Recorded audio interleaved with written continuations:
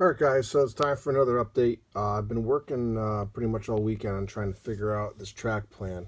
It was a little bit more difficult than expected, and I had to change the center line of the tracks. So I went from a 3 and 6, I believe, then I switched it to a 3 and 5.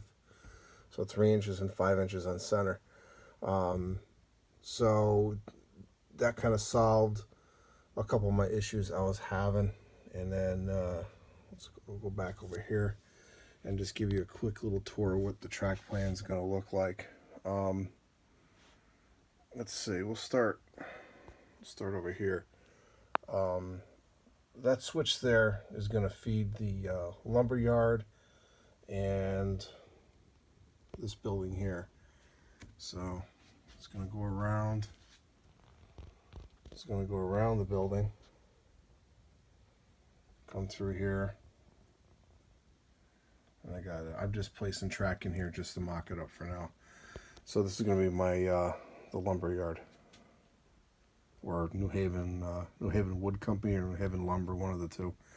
I'm not sure what this is going to be yet. I was looking on the my reference materials, and I believe this is going to be an ice house or an ice factory or something like that.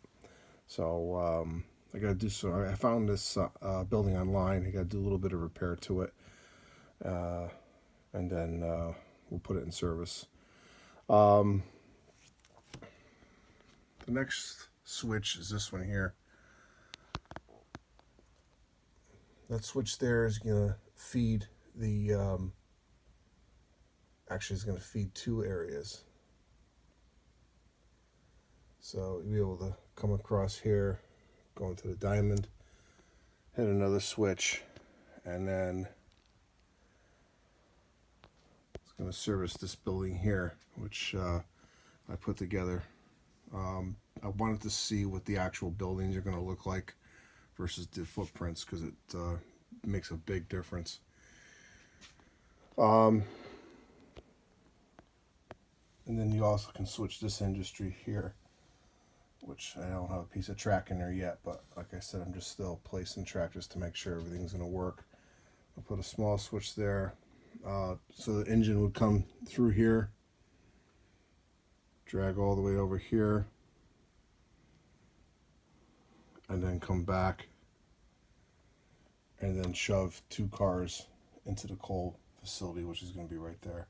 And this is pretty much what the prototype looked like. It had a switch, and that's exactly what it looked like, actually. So trying to replicate what was there. This building here is going to, I'm not sure, I have to figure out what the actual name of that factory was, but it's going to be the Allied Rail Builders that Walthers put out. And let's go over here. This was the trickiest area. I had to change it up just a little bit. So I got two switches here. Let's look at this switch here. This switch here is going to feed the engine facility.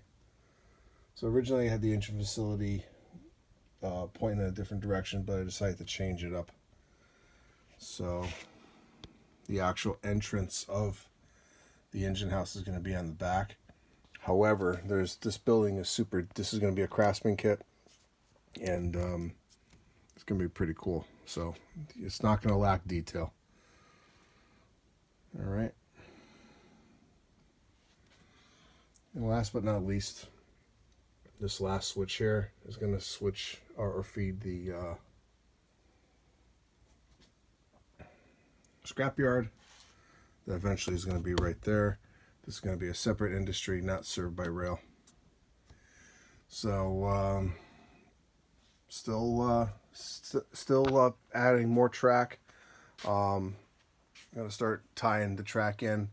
I got to drill the holes for the switch machines. I decided to use my Pico switch machines from the old layout just to keep the cost down on this layout. So I'm going to reuse those. So there's nothing wrong with them, so I'm just going to use them. So I'm going to have a total of 1, 2, 3, 4, 5, 6, 7, 8 or 9 powered switches back there. So it's definitely going to be worth it. So what I'm going to do is I'm going to end up putting a panel, a Yardmasters panel. So I'll be able to add another operator so when I do operate this layout. So that's pretty much it. So I will catch you at the next layout update.